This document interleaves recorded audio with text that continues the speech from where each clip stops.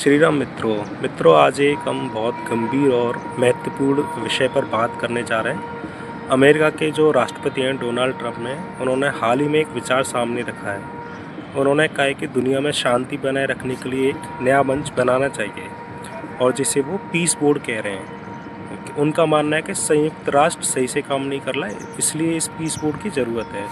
तो दोस्तों, अब ये सवाल आता है कि क्या संयुक्त राष्ट्र सचमुच में बिल्कुल ही बेकार हो गया है, और अगर कोई नया मंच बनता है तो भारत को क्या करना चाहिए। तो पहले दोस्तों समझते हैं कि संयुक्त राष्ट्र दरअसल बना क्या था। दोस्तों 1945 में दूसरे विश्व युद्ध के बाद पूरी दुनिया बुरी तरह से टूट चुकी थी, बर्बाद हो गए थे काफ़ी देश और लाखों लोग मारे भी जा चुके थे। तो लोगों ने सोचा कि अब युद्ध बहुत हो चुका है, क्योंकि first world war, second world war, तो लोगों ने सोचा कि अब बातचीत के ज़रिए मसले सुलझाए जाने चाहिए। और संयुक्त राष्ट्र का मकसद क्या था दोस्तों?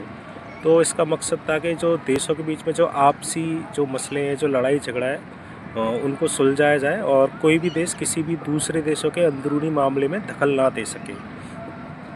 और यही आज की वैश्विक व्यवस्था की नींव बनी दोस्तों। तो अब आज दोस्तों संयुक्त राष्ट्र पर सवाल क्यों है? दोस्तों आज युद्ध भी बदले हैं, राजनीति भी बदली और ताकत के संतुलन भी बदले हैं। आज हम देख रहे हैं कि रशिया और यूक्रेन का युद्ध 24 फरवरी 2022 को शुरू हुआ था। अब एक महीने बाद उसको 4 साल हो जाएंगे।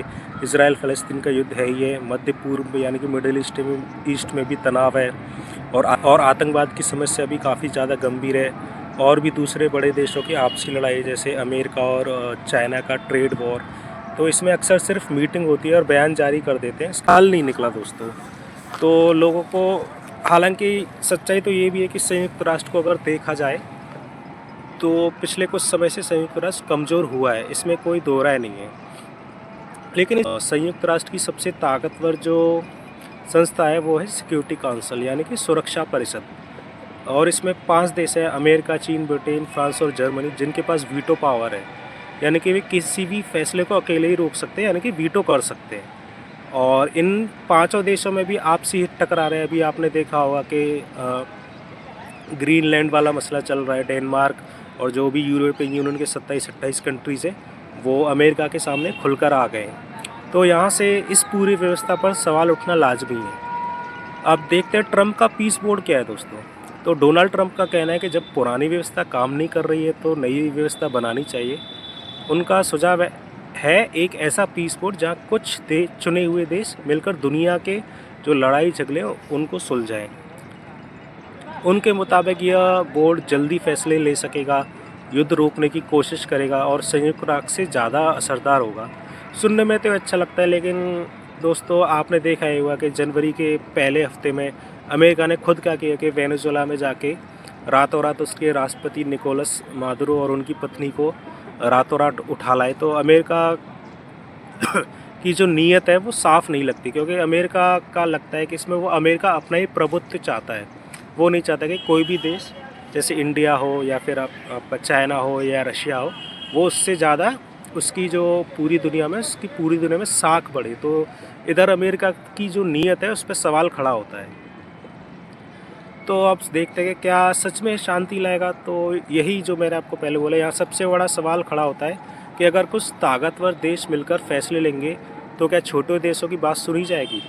क्योंकि ये जो वर्ल्ड पावर्स है, जो सुप्रीम पावर्स है, उनका खेल बन जाएगा। तो अब दोस्तों देखते हैं कि भारत की सोच क्या होनी चाहिए। भारत की विदेश नीति दोस्तों हमेशा से संतुलित रही है।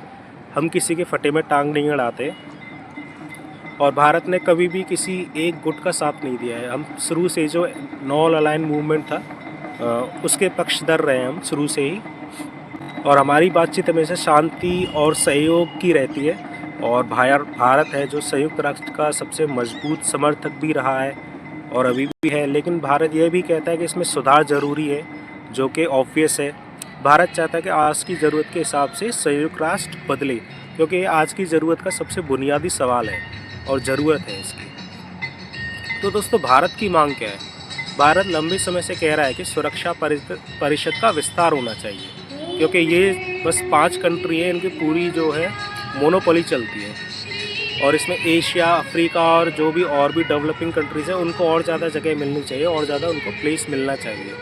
तो भारत खुद भी इसका स्थायी सदस्य बनना चाहता है, क्योंकि नेहरू जी ने क्या किया कि ऑफ़र हुआ था इंडिया को इसका परमानेंट मेंबर बनने के लिए, लेकिन नेहरू जी ने क्या किया, जो सीट थी वो तश्तरी में सजा के चाइना को दे दी। और फिर उसके बाद चाइना के साथ हमारे कैसे संबंध है आपको सब पता है, चाहे वो 1962 का युद्ध हो या फिर गलवान वैली में जो झड़प हुई थी, आप जानते हो उसको।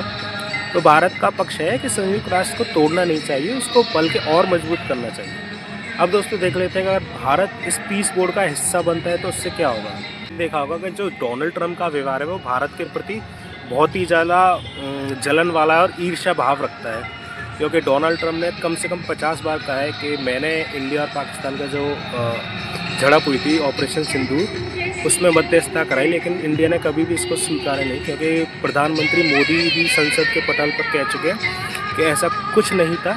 जो पाकिस्तान के जो बड़े अधिकारी थे उनकी तरफ से ही आया था, और जो हमारे जो DGMOs होते हैं, director general of military operations, उनको उन्होंने फ़ोन किया, उसके बाद ही इस ऑपरेशन को रोका गया। तो जहां अमेरिका, चीन और अन्य बड़ी शक्तियों का दबदबा होगा तो भारत पर तो दोस्तों जो दबाव पड़ना है वो ऑब्वियस होगा, इस पर भारत के ऊपर दबाव पड़ेगा, क्योंकि वहाँ कश्मीर, पाकिस्तान और सीमा विवाद जैसे मुद्दे भी उठ सकते हैं, और इससे हमको अनकंफर्टेबल होना पड़ सकता है, और ये हमारे लिए काफ़ी ज़्यादा ख़राब होगा। क्योंकि आपने ट्रंप का व्यवहार देखा है, वो आजकल दूसरे जो देशों के जो वरिष्ठ नेता होते हैं, चाहे प्रधानमंत्री हो या राष्ट्रपति हो, उनके साथ कैसा दुर्व्यवहार कर रहा है, उनकी कैसी बेइज्जती कर रहा है, आपको पता ही होगा।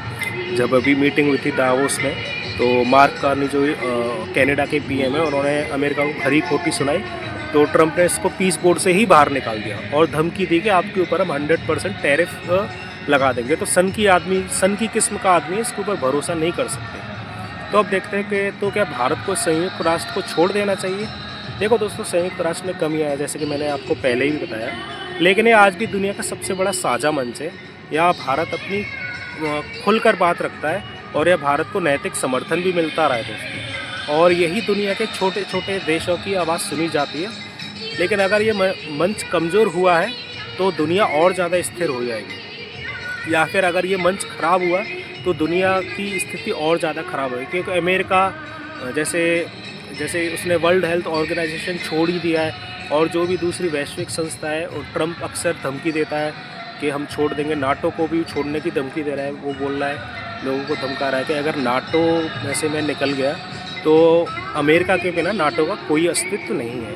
हालांकि लेकिन ये बात भी है कि जब डेनमार्क नाटो का मेंबर है तो अमेरिका भी नाटो का मेंबर है, लेकिन अमेरिका खुद उसके ऊपर सोच रहा है कि अटैक कर दे ताकि वो ग्रीनलैंड को हत्या सके। तो दोस्तों, हमारी यानी कि भारत की जो ताकत है, इसकी स्वतंत्र सोच और संतुलित नीति रही है हमेशा से। उसी रास्ते पर चलना आज भी मुझे लगता है कि ज़्यादा सुरक्षित रहेगा। तो नई जो व्यवस्था होता है उसे बनाना बहुत आसान होता है, लेकिन उसे न्यायपूर्ण तरीके से चलाना कठिन काम होता है। जैसा कि आज का जो माहौल है उसके हिसाब से अगर देखा जाए तो बहुत मुश्किल लगता है। ट्रंप का जो पीस बोर्ड है एक विचार है, लेकिन भारत के लिए बेहतर यही है कि वह संयुक्त राष्ट्र को ही आधार बनाए और उसे बेहतर बनाने के लिए काम भी करता रहे, क्योंकि दबंग देशों के बीच में हमेशा कमज़ोर देशों को ही नुकसान होता है। ठीक है दोस्तों, अगर आपको ये वीडियो में दी गई जानकारी अच्छी लगी हो, उपयोगी लगी हो, तो इस वीडियो को लाइक करें, चैनल को सब्सक्राइब करें और कमेंट में अपनी राय ज़रूर लिखिए। जय श्री राम, ओम नमो नारायण।